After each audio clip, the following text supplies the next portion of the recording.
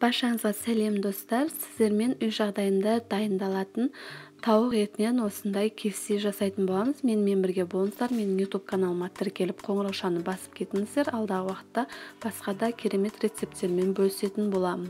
Алдымен тауықтың төс етін алып, осылай ұзынша етіп тураймыз. Дәміне қарай тұз, приправа, паприка, тағы да басқа дәмдеуіштер қосып, жақсылап араластырып аламыз.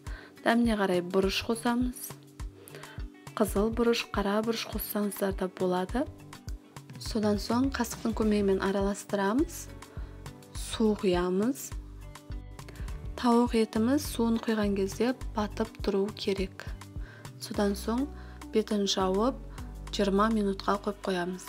Келесі осындай тауықтың аяқтарын дайындаймыз. Оған да дәл сондай дәміне қарай тұз, паприка, приправа, қызыл бұрыш, қара бұрыш қосып, жақсылап араластырып, оған да жаңағыдай су құйып, бетін жауып, оны да 20 минутқа қоямыз. Куркума септім, себебі куркума дәмін және ұзақ мерзімде сақталуын қажет етеді.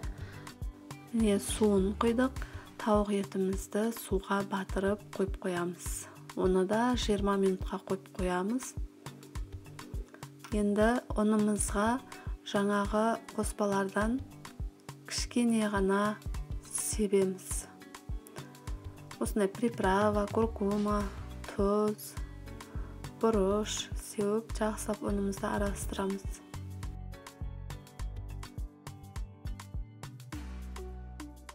Міне араластырған ұнымызға осылай тауық еттерін жақсылап балап аламыз. Барлық жеріне ұн тыю керек.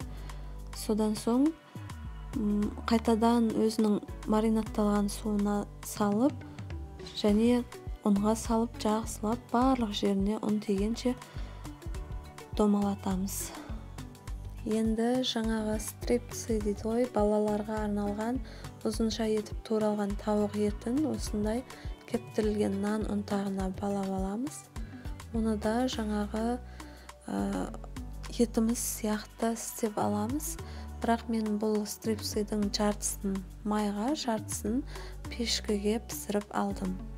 Міне біз тауық етімізді қызып тұрған майға салдық. Екінші бетін аударып жатырмыз. Асты үсті қызыл болып піскенше 40 минуттай пісіретін боламыз. Міне видеодағыдай болып қып-қызыл болып пісу керек. Майын сырғытып, салфетка төселген тарелкаға бөлек аламыз. Содан соң стрипсымызды жартысын осылай майға қойдық, жартысын пешкіге пісіріп алдым. Міне біздің үй жағдайындағы тауық етіміз дайын болды.